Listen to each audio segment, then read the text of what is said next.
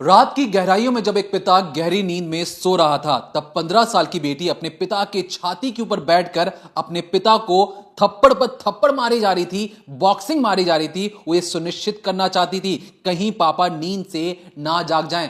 कई थप्पड़ और बॉक्सिंग मारने के बाद जब पता लगा कि पापा नहीं जाग रहे, तब अपने पिता की बॉडी को ले जाकर वो बाथरूम में छोड़ देती है और उसके बाद सुबह होने का इंतजार करती है। सुबह सुबह एक शख्स उस घर के अंदर दाखिल होता है। दोनों के बीच में क्या बातचीत होती है बताएंगे इस डिकोडिंग क्राइम के अंदर। लेकिन सुबह 8:30 बजे वो पेट्रोल लेने चली जाती है बगल के पेट्रोल पंप से। वहां से वो 2 से 3 लीटर पेट्रोल लेकर आती है। अपने बाप को, जो कि बाथरूम में मौजूद था, उस पर पेट्रोल छिड़कती है, उसे घसीटती है, उसे नोचती है और उसके बाद उसे जिंदा जला देती है। जो तस्वीरें आप देख रहे हैं ये उसी घर की तस्वीर की बाथरूम की तस्वीरें हैं, जहां पे जलने के बाद ये जो कालिक है आपको नजर आ रही होगी।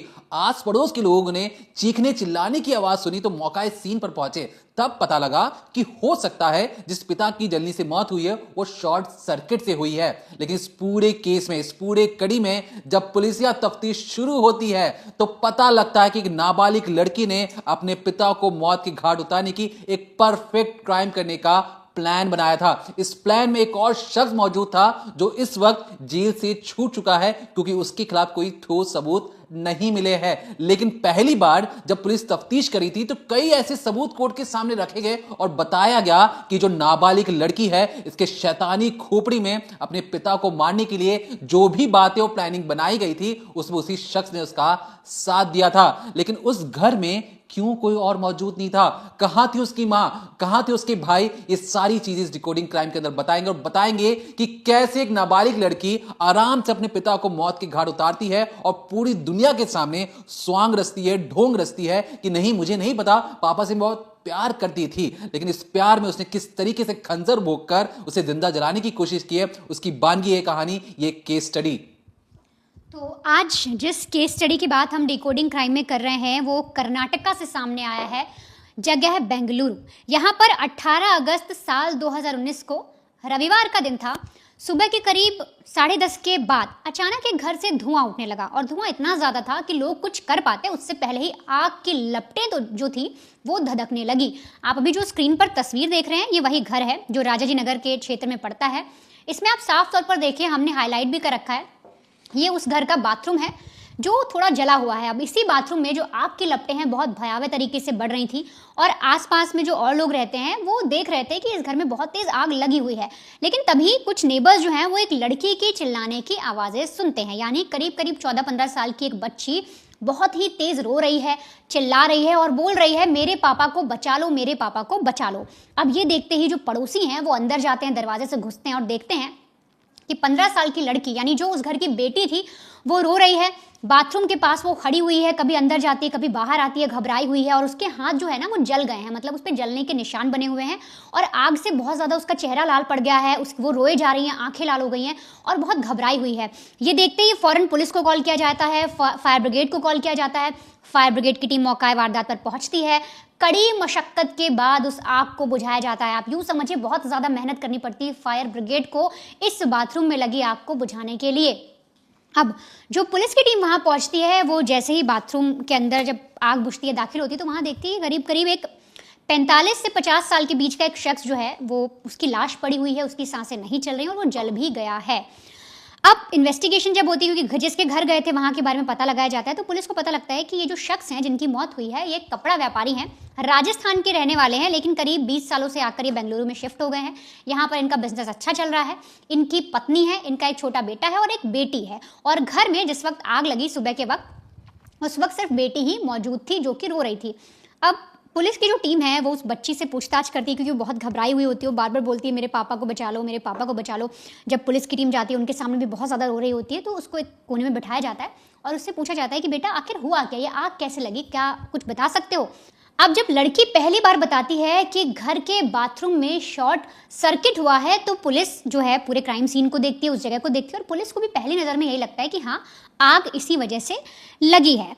अब एक तरफ बच्ची रोए जा रही है, घर में कोई है नहीं, तो पुलिस बाकी और डिटेल निकालती है, तो पता लगता है कि दरअसल जो जय कुमार हैं जिनकी डेथ हुई है वो अपनी पत्नी और अपने बेटे को तमिलनाडु छोड़ने गए थे एक रोज पहले, उन्हें स्टेशन तक छोड़कर आए। उनका कोई फैमिली फंक्शन था तमिलनाडु में, वहां पर जो उनकी पत्नी और बेटे गए थे, और बेटी और ये खुद जो जय कुमार है घर में ही रुके थे। इसीलिए ये एक दिन पहले ये गए थे रेलवे स्टेशन कार लेकर, वहां इन्होंने अपनी पत्नी और अपने बेटे को छोड़ा, फिर वापस घर आते हैं और अगले ही दिन सुबह सुबह आग लग जाती है। अब इस वक्त जब पुलिस पूरे घर में नजर दौड़ा रही थी, हर कमरा देख रही थी, हर बाथरूम देख रही थी, तो उनकी नजर एक लड़के पर पड़ी। वहां पर करीब एक 18-19 साल का लड़का भी मौजूद था। अब पुलिस की टीम जब उससे पूछती है कि ये लड़का कौन है, तब लड़की बताती है कि ये मेरा दोस्त है और पापा जल गए थे तो ये भी मदद कर रहा था उनकी आग बुझाने में। अब ऐसे में जब पुलिस दोनों को देखती है तो उनको दिखता है साफ तौर पर कि जो हाथ है ना वो लड़के के भी जले हुए हैं, जिससे साफ होता है कि दोनों आग बुझाने की कोशिश तो कर रहे थे, लड़के भी और वो लड़का भी। लेकिन पूरी कहानी जाननी थी, इसके लिए पुलिस की टीम उन लड़की से और अच्छे से डिटेल निकालती। वो रो रही थी, उसको समझा बुझाकर कुछ किसी तरीके से बस पुलिस से कोशिश कर रही थी कि कहानी सामने आ जाए कि आखिर हुआ क्या। तो लड़की बताती है कि जब जो मेरे पापा जी हैं, जब वो भाई और मम्मी को छोड़ कर आए और रात को आए और फिर खाना बना हुआ था तो मैंने उन्हें खाना खिलाया, और रात में उनको दूध पीने की आदत है इसलिए मैंने उन्हें दूध भी दिया था। वो सुबह अचानक उठे, नहाने के लिए बाथरूम गए होंगे और अचानक बस मैंने ये देखा कि मेरी जब आँख खुली तो बाथरूम से धुआं आ रहा था, और फिर मैंने जैसे मैं कुछ समझ पाती उससे पहले ही आग लग गई। और आग इतनी ज़्यादा थी कि मैं जब तक अपने पापा के पास पहुंची, मैंने आग बुझाने की कोशिश की, तब तक आग की जो लपटें हैं पूरी तरह फैल चुकी थी। यहाँ तक को पुलिस को जो कहानी है वो एक एक करके पूरी समझ आ गई थी। लेकिन लड़की की कहानी में उन्हें थोड़ा सा झोल ये लगा कि आखिर जब शॉर्ट सर्किट की बात हुई है तो बाथरूम में जिस तरीके की आग लगी थी, जितनी भयानक बताई जा रही है, वो घर में कहीं और क्यों नहीं फैली।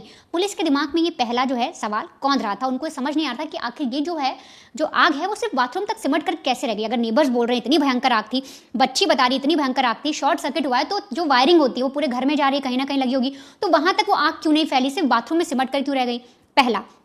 दूसरा ये कि सुबह करीब 10 बजे जो दोस्त है लड़की का वो उसके घर पर क्या कर रहा है। ये जो सारे सवाल थे ये पुलिस को समझ नहीं आ रहे थे कि इनका जवाब लेना बहुत ज़रूरी है, और इसीलिए पुलिस की टीम ने एक तय किया कि हम इस पूरे केस की डीप इन्वेस्टिगेशन करेंगे, इसको एक हादसा नहीं मानेंगे, हम पूरी तरीके से इन्वेस्टिगेट करेंगे। और फिर मौका वारदात पर फॉरेंसिक टीम को बुलाया गया। जो शख्स हैं जिनकी डेथ हुई, जय कुमार, उनकी जो लाश है उसे पोस्टमार्टम के लिए भेजा गया। और फिर कहानी पूरी तरीके से टर्निंग पॉइंट लेती है जब फॉरेंसिक टीम अपनी रिपोर्ट पेश करती है और जब पोस्टमार्टम रिपोर्ट पुलिस के हाथ लगती है।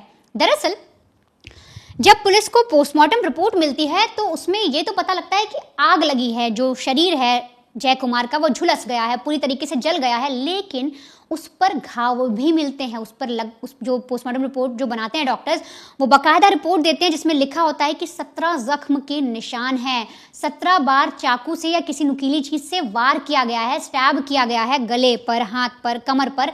इस तरीके की पुलिस को रिपोर्ट मिलती है, पहली चीज। दूसरी जो फॉरेंसिक टीम रिपोर्ट देती है उस रिपोर्ट में आता है कि घर पर जिस बेड पर यानी जिस बिस्तर पर जय कुमार सो रहे थे वहां पर खून के छींटे थे, दीवार पर खून के छींटे थे जिन्हें पोंछने की कोशिश की गई है। एक होता है ब्लड जो जाकर जम जाता है और एक होता है जब ब्लड लगा हो उसको किसी ने ऐसे करके रगड़ के साफ किया हो तो वो फैल जाता है। तो फॉरेंसिक जो टीम है वो मेंशन करती है रिपोर्ट में कि इस तरीके से पोंछे गए हैं, ऐसे निशान हमें उस घर से मिले हैं।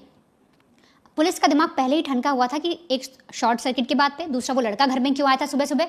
दो सवाल उनके मन में थे, जब तक जो रिपोर्ट आ जाती है वो उनके दिमाग में और डाल देती है पुलिस के कि हो ना हो ये मर्डर है, इसकी प्लानिंग की गई है। अब पुलिस को सबसे पहले इन्वेस्टिगेट करना था आखिर वो लड़का है कौन जो उस दिन उस बच्ची के घर आया हुआ था, उस लड़की के घर आया हुआ था। तो पुलिस जो इन्वेस्टिगेशन करती है उन्होंने पता लगता है कि दरअसल जो लड़का है उसका नाम हम आपको नहीं बताएंगे क्योंकि कोर्ट ने जो ऑर्डर दिया है उसके तहत उसका नाम हम आपको नहीं बता सकते, आपको आगे पता चलेगा। लेकिन उसके बारे में पता लगता है कि जो उसके पिताजी हैं वो एक प्राइवेट नौकरी करते हैं और कुछ रोज पहले ही उनको जॉब से निकाल दिया गया है और उनकी उस फर्म से कई सारे लोगों को नौकरी से निकाला गया है। तो फिलहाल उनकी फैमिली इतनी ज़्यादा अच्छी नहीं है, इतने ज़्यादा रेगुलर ऐसे पैसे नहीं आ रहे हैं, पर किसी तरीके से वो अपना गुजारा चला रहे हैं। अब जो लड़की है वो 10th क्लास में पढ़ती है। पुलिस जब पूरी डिटेल निकालती है तो पता लगता है जय कुमार की जो बेटी हैं जो रो रही थी वो 10th क्लास में पढ़ती है और उनकी दोस्ती है अपने से 3 साल सीनियर, यूं कहें बीकॉम फर्स्ट ईयर स्टूडेंट, एक स्टूडेंट है जो लड़का, उसके साथ उनकी दोस्ती है। और ना सिर्फ दोस्ती है, जब पुलिस सारी कॉल डिटेल निकालती है, उन दोनों की भाव देखती है, उनकी बातचीत देखती है, तब पुलिस को पता लगता है कि जो लड़का है वो तो रिलेशनशिप में है उस लड़की के साथ। मतलब यहाँ पर अब तक जो एंगल दोस्ती का बना हुआ था, ये दिख रहा था कि दोनों के हाथ जले हुए हैं, दोनों ने जय कुमार को बचाने की कोशिश की है, वो कहानी अब पलटती नजर आती है। पुलिस को ये पता लगता है कि दोनों के बीच में संबंध है, दोनों एक दूसरे से प्यार करते हैं। अब यहाँ पर पुलिस को एक चीज दिमाग में आती है कि हो ना हो लड़की और लड़के के बीच में अफेयर है, दोनों गर्लफ्रेंड बॉयफ्रेंड हो ना हो इन दोनों ने मिलकर जय कुमार का कत्ल कर दिया हो, क्योंकि खून के छींटे मिले हैं और साथ ही साथ पोस्टमार्टम रिपोर्ट में स्टैबिंग की बात भी सामने आई है। अब ये सारी कहानी निकलने के बाद पुलिस को जब असली कहानी पता लगती है तो पुलिस की जितनी मेंबर्स थे, जो पुलिस की पूरी टीम थी, वो हक्की बक्की रह जाती है कि एक 15 साल की लड़की इतनी तगड़ी प्लानिंग कैसे कर सकती है और कैसे अपने ही पिता को मौत के घाट उतार सकती है। आप समझिए कि कैसे एक फॉरेंसिक रिपोर्ट और पोस्टमार्टम रिपोर्ट के आने के बाद पुलिस ने इस केस को सुलझाया, लेकिन आखिरकार जब ये जो केस है पूरा कोर्ट में पहुंचता है तो कैसे जो गुनहगार है या यूं कहें जो ये बच्चे हैं ये पुलिस को किस तरीके से बेवकूफ़ बना लेते हैं और कैसे कोर्ट भी जो है पूरी तरीके से न्याय नहीं कर पाता।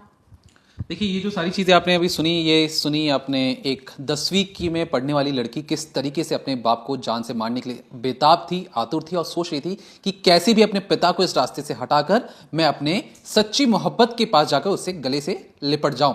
ये जो लिपटना और झपटने वाली जो चीज़ें हैं कुछ इस तरीके से बेकाबू हुई कि उसने अपने बाप को ही जिंदा जला दिया। अब जो चीज़ें मैं आपको बताने जा रहा हूं उसको ध्यान से आपको सुनने और समझने की ज़रूरत है। क्यों और कैसे? दरअसल ये जो लड़का है, इस लड़की को बाकायदा बरी किया जा चुका है। क्यों? क्योंकि उसके खिलाफ ठोस सबूत नहीं मिले हैं। लेकिन जो कहानी मैं आपको बताने जा रहा हूं आपको ध्यान से सुनने और समझने की ज़रूरत है। क्या होता है इस कहानी में? कहानी में जिस तरीके से लड़के की जो रिलेशन जो लड़की से पता लगता है, जो पिता हैं वो अक्सर नाराज रहते हैं, बेटी से कहते हैं कि तुम उस लड़के से बातचीत नहीं करोगी। अब क्योंकि मॉडर्न जमाना है, सबके हाथ में स्मार्ट वाले फोन आ गए हैं, लड़की के हाथ में भी फोन आ गया था, लड़की के हाथ में फोन आया। आजकल कॉलिंग का तो पैसा लगता नहीं है, तो नेट के रिचार्ज के साथ जो कॉलिंग की जो चीजें मुफ्त मिल रही हैं, लड़की अपने बॉयफ्रेंड से जो उससे 3 साल बड़ा है उससे लगातार बातचीत चल रही थी। अब ये चीज जब बाप को पता लगती है तो बाप गुस्सा हो जाते हैं। बाप कहते हैं कि नहीं, तुमने बहुत गलत किया, तुम्हें उस लड़के से बातचीत नहीं करनी है, तुम्हें उस लड़की से दूर रहना है, और लड़की से फोन छीन लिया जाता है। फोन छीनने के बाद लड़की क्या करती है? लड़की अपने सारा दुख दर्द जो घर में उसके साथ बीत रहा है अपने बॉयफ्रेंड को बताती है। बॉयफ्रेंड क्या करता है? बॉयफ्रेंड उसे अच्छी सलाह देने के बजाय उसे ये समझाता है कि सुनो, हम दोनों बात करना बंद नहीं कर सकते, एक काम करते हैं, मैं तुम्हें एक नया फोन ला कर देता हूं। ये बॉयफ्रेंड कह रहा है, वो बॉयफ्रेंड जिसकी खुद की बाप की नौकरी जा चुकी है, अपने बाप की नौकरी जाने के बावजूद अपनी गर्लफ्रेंड को एक नया फोन लाकर देता है। फिर से दोनों में बातचीत शुरू होती है। अब जब बाप को पता लगता है कि मैंने तो उसका फोन ले लिया है, ये अभी किससे बात कर रही है, इसके हाथ में फोन कैसे आया, उसके बाद उसका फोन दोबारा से छीन लिया जाता है। अब यहां पे जो लड़की, उसे लग रहा है कि मैं अपने बॉयफ्रेंड से कैसे मिलूं। फिर एक लड़की एक दिन झूठ बोलती है कि वो कहती है कि पापा मम्मी, मुझे अपनी सहेलियों के साथ बाहर घूमने जाना है। अब पापा को लगता है ठीक है, लड़की कम से कम यहां से बाहर निकलेगी तो उस लड़के के चुंगल से या चक्कर से तो बाहर तो आ जाएगी। इसके बाद लड़की ये तो कहती है कि मैं अपनी सहेलियों के साथ 2 से 3 दिन के लिए बाहर जा रही हूं, पिकनिक मनाने जा रही हूं, कहीं घूमने जा रही हूं। घर वाले हामी भर देते हैं। अब इसके बाद क्या होता है? लड़की पहुंच जाती है मुंबई, किसके साथ? अपने बॉयफ्रेंड के साथ। सहेलियों से कोई आता, मतलब कोई जान पहचान नहीं उसकी। उसके बाद मुंबई से वो अपने माताजी को कॉल कर कहती है कि मम्मी, मैं मुंबई आ गई हूं, मुंबई में एक फोटो शूट है, क्योंकि मुझे मॉडलिंग पसंद है, इसलिए मैं मॉडलिंग की फोटो शूट करवा रही हूं। कई फोटो शूट हो चुके हैं मेरे और कई लाइनअप में भी हैं, तो फिलहाल के लिए मैं 5 दिनों के लिए मुंबई में हूं। अब मम्मी को लगता है कि ठीक है, जो बेटी है सहेलियों के साथ घूमने गई थी, ठीक है मुंबई पहुंच गई, चलो काम चल ही रहा है। लेकिन इस बीच उन सहेलियों से जो पिता है वो फोन करके पूछते हैं कि बेटा बताओ हमारी बेटी कहाँ है, बेटी से बातचीत करवा दो, फोन नहीं उठा रही है। सहेलियां कहती है कि अंकल आप किसकी बात कर रहे हो, वो तो हमारे साथ है ही नहीं, हम तो खुद बेंगलुरु में हैं, आपकी बेटी शायद मुंबई चली गई थी ना, तो आप उनसे पता करो। तो पूछते कि मुंबई किसके साथ गई है? तब सहेली बताती है कि वो तो अपने बॉयफ्रेंड के साथ गई है। अब यहां पर बाप की स्थिति समझिए, जिसने 2 बार ये कहा कि तुम्हें उस लड़के से बातचीत नहीं करना, फोन ले लिया। जब उस बाप को पता लगता है कि बेटी सबसे छुपते छिपाते मुंबई भाग गई है उस लड़के के साथ, और ये बताकर कि मैं 5 दिन के लिए जा रही हूं, जब वो वहां से वापस आती है, उस लड़की की जो पिटाई है पिता करते हैं, बेल्ट से मारते हैं, हाथ पैर जो चलाते हैं, और कहते हैं कि तुम उस लड़की से दूर रहने की जरूरत है। अब जो लातों की भूत होते हैं बातों से कहां मानने वाले हैं। यहां पर जो लड़की है वो अपने बॉयफ्रेंड से दोबारा कई बार मिलना हो रहा था तो दोबारा मिलने जाती है और कहती है कि देखो मेरी जो आज़ादी है ना वो पिताजी ने छीन ली है। वो मुझे हमेशा टोकते हैं, तुमसे बात करने के लिए मना करते हैं, मुझे घुटन हो रही है, मुझे ऐसा लग रहा है कि मैं एक पिंजरे के अंदर बंद हूं और मुझे कंट्रोल करना चाह रहे हैं, एक कठपुतली की तरह नचाना चाह रहे हैं। अब उसकी बातों को बोल बोलकर बॉयफ्रेंड के दिमाग में इस तरीके से जहर भर दिया गया कि बॉयफ्रेंड को लगा कि जो लड़की है उसके साथ बहुत ज्यादा अत्याचार हो रहा है। लेकिन अत्याचार किस तरीके से हो रहा है उसका बदला लेने के लिए बेटी प्लान बनाती है। प्लान ये बनाती है कि जो पिता ने उसे इतना मारा पीटा है, बेल्ट से मारा है, हाथ पैर चलाए हैं उस पर, तो पिता को सबक सिखाने की जरूरत है। और जरूरत ये कैसे खत्म हो सकती है? तो ये हो सकती है पिता को रास्ते से हटाकर। वही पिता जिसकी बदौलत तो स्कूल में पढ़ाई कर रही है, वही पिता जिसकी बदौलत तो घर में खाना खा रही है, लेकिन वो इंतजार कर रही थी कि मैं अपने पिता को मौत के घाट कैसे उतारूं, क्योंकि हर वक्त घर में मम्मी और फिर छोटा भाई मौजूद रहता था। इनकी मौजूदगी में पिता के साथ कुछ करना ये कहीं से भी मुमकिन नहीं लग रहा था। फिर एक दिन उनके हाथ आता है, पता लगता है कि जो मम्मी है वो अपने छोटे भाई के साथ पुडुचेरी जा रही है किसी फैमिली फंक्शन को अटेंड करने के लिए। अब यहां से लड़की को लगा कि ये सबसे बेहतरीन मौका है पिताजी के साथ कुछ गलत करने का। नींद में जब पिता बहुत काम करके आते हैं तो जो बेटी है वो अपने पिता के पास दूध लेके जाती है, उसमें नींद की गोलियां मिली होती हैं। पिता पीते हैं और पिता पीते ही एक गहरी नींद में सो जाते हैं। अब लड़की को लगा कि ठीक है मैंने पिताजी को तो सुला दिया है, लेकिन ये कैसे कंफर्म किया जाए कि पिताजी सोए हैं या नहीं है, दवाइयों का असर हुआ है या नहीं है। तो इसलिए वो इंतजार करती है पापा के सोने का। जैसे ही पापा बिस्तर पर गहरी नींद में सो रहे होते हैं उसके बाद अपने पिता की छाती पर वो बैठती है और मुक्की पर मुक्का मारते हुए चली जाती है। और उसे लगता है कि एक बार अगर पापा ने आंख खोल दी तो मैंने कहूंगी कि पापा आप ना शायद जोर से खराटे मार रहे थे इसलिए मैं आपको मार रही थी। लेकिन वो इंतजार कर रही थी कि अगर पापा ने कोई भी हरकत कर दी मैं उन्हें आज ही मौत के घाट उतार दूंगी। इसके बाद जब पिता आंख नहीं खोलते हैं उसे विश्वास हो जाता है कि पिताजी तो सो गए हैं, पापा सो गए हैं, पापा को उठाने वाला कोई नहीं है, कोई दुनिया की ताकत पापा को नहीं उठा सकती। इसके बाद वो कई कॉल करती है। कॉल किसे करती है? अपने बॉयफ्रेंड को करती है। मैं आपको टाइम बताता हूं, लगभग 1:07 पर जो लड़की है अपने बॉयफ्रेंड को कॉल करती है। फिर 3:27 पर कॉल करती है। क्या कहती है कि आज तो मकसद पूरा हो गया है, पापा सो गए हैं, आप फटाफट घर आ जाओ, उसके बाद हम अपने प्लान बी को एक्टिव करेंगे। प्लान बी क्या है मैं बताऊंगा जरूर, आपको ध्यान से सुनिएगा। लेकिन ये जो मैं आपको कॉल टाइमिंग बता रहा हूं 1:07 पर, मतलब ये वो वक्त था जब पहली बार लड़की को लगा कि पापा अच्छे तरीके से सो गए हैं। अपने बॉयफ्रेंड को कहती है कि फटाफट आ जाओ घर पर, हमें अपना काम पूरा करना है। 3:27 पर वो दोबारा कॉल करती है और पूछती है कि तुम कहां रह गए, अब तक आए क्यों नहीं हो? क्योंकि इस पूरे वारदात को 2 से ढाई घंटे हो चुके थे। उसे लग रहा था कि कहीं पापा अगर नींद से जाग गए तो उससे पहले हमें काम पूरा करना पड़ेगा। फिर पुलिस के मुताबिक, मैं बार बार कह रहा हूं, पुलिस के मुताबिक 3:55 पर उनका दावा था कि जो लड़का है वो उस घर के अंदर मौजूद था। मतलब ये जो पूरी वारदात हुई है वो 4 बजे के आसपास हुई है। अब आप पूछेंगे वारदात क्या हुई है? तो वारदात ये हुई है कि लड़की और लड़के, पुलिस की थ्योरी के अकॉर्डिंग, उन्होंने एक चाकू लेकर आते हैं, चाकू भी किचन में रखे जाने वाला चाकू। उस चाकू से ये जो लड़की है बगल में खड़े होकर अपने बॉयफ्रेंड से कहती है कि मेरे पिता को मौत की गहरी खाई में फेंक दो जिसके बाद वो कभी इस दुनिया से उठ ना पाए। उसके बाद वो जो लड़का है, पुलिस के मुताबिक, मैं बार बार कह रहा हूं, वो जो लड़का है जो कि 19 साल का, जो कि उसका बॉयफ्रेंड है, जिसके दिमाग में इस तरीके से जहर घोला गया था कि वो अपने गर्लफ्रेंड के पिता को 17 बार चाकुओं से गोदता है और इंतजार करता है कि उनकी सांसें थम जाए, और सांसों को थामने के लिए वो उनका गला तक भी काट देता है। इसके बाद जो लाश थी वो वहीं पर पड़ी रहती है। इसके बाद ये जो लड़का है ये दोबारा चले जाता है और लगभग 6:30 बजे के बाद आसपास ये वापस उस घर के अंदर दाखिल होता है। अभी भी लाश वहीं पर पड़ी हुई थी। ये क्या करते हैं, जब ये लोग मार चुके थे, 17 बार चाकू मार चुके थे, ये बॉडी को ले जाकर बाथरूम में छोड़ देते हैं। क्यों छोड़ते हैं? क्योंकि जो खून बह रहा था उस खून को बहने के लिए जो घर पे फर्श में साफ करने में बहुत ज्यादा मेहनत लगती, लेकिन बाथरूम में अगर ये लाश को रख देते थे जो भी खून था वो नालियों के जरिए नीचे बह जाता।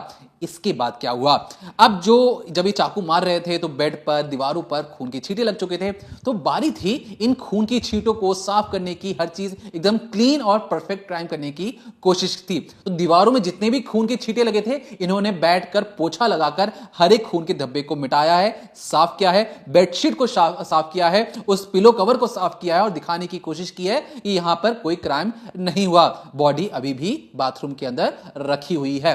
इसके बाद क्या होता है, 6:30 बजे के करीब ये जो लड़का है दोबारा घर के अंदर आता है। फिर ये जो लड़की है, सोचिए इसके अंदर हिम्मत कितनी है, ये रात भर सोई नहीं है। अपने पिता को मारने के बाद ये जाती है 8:30 बजे के आसपास पेट्रोल पंप पर। उस पेट्रोल पंप से 3 लीटर पेट्रोल लेकर आती है 10वीं में पढ़ने वाली लड़की।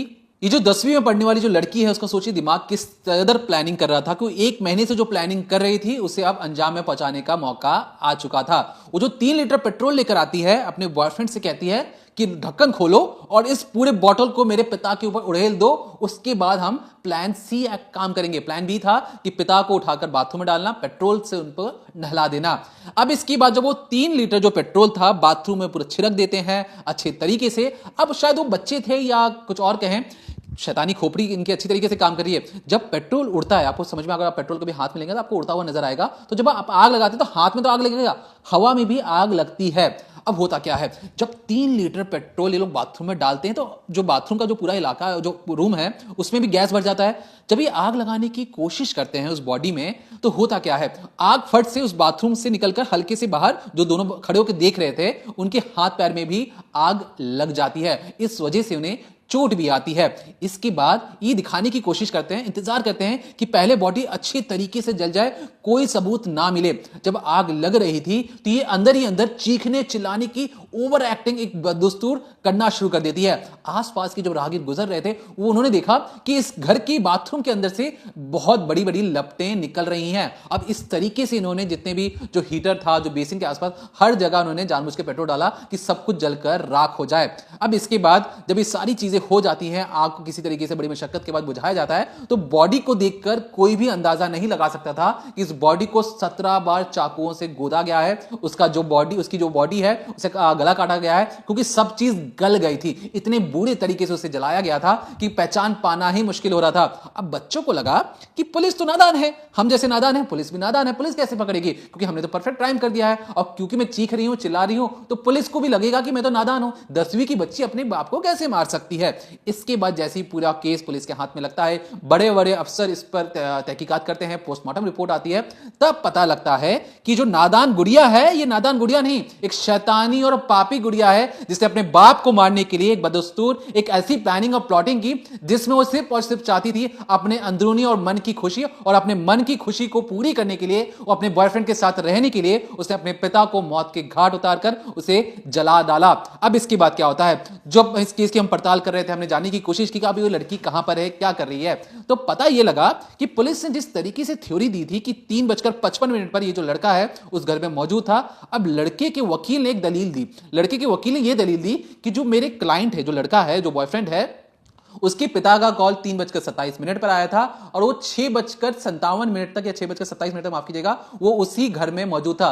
6:27 पर वो अपनी गर्लफ्रेंड के घर पर जाता है। तो इसलिए इस पूरे केस में जिस तरीके से उस पर आरोप मढ़ा गया कि उसने उसके बाप की हत्या की है, ये कहीं से भी साबित नहीं होता है। इसके बाद जो लड़की है, लड़की को जुवेनाइल जस्टिस बोर्ड के पास भेजा जाता है। उसके बाद से वो तब तक जेल में है।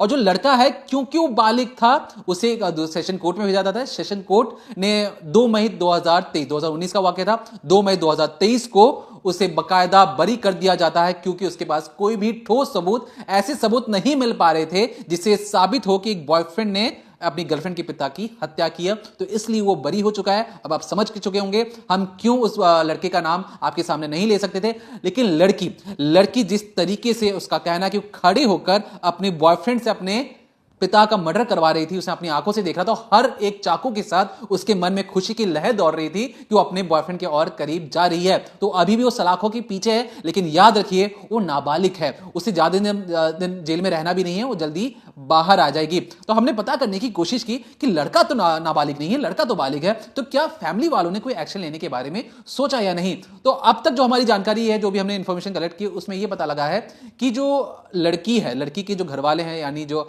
उनकी माता जी हैं, जो भाई हैं, दोनों ने फैसला किया है कि वो अब इस पूरे मामले को हाई कोर्ट तक लेकर नहीं जाएंगे। जो फैसला कोर्ट की तरफ से आ गया उसे उनके लिए मान्य है। अब उस पर कोई आगे की कार्रवाई नहीं करना चाहते हैं। हाँ, ये जरूर मानते हैं कि जो उनकी घर की जो बिटिया है, वो बिटिया कोई नादान परी नहीं है, वो एक शैतानी और पापी गुड़िया है, जिसने अपने पिता को मौत के घाट उतारने के बाद उन्हें जिंदा जलाने की कोशिश भी की है। तो फिलहाल के लिए इस डिकोडिंग क्राइम में इतना ही, लेकिन आपसे चलते चलते आपसे दरकार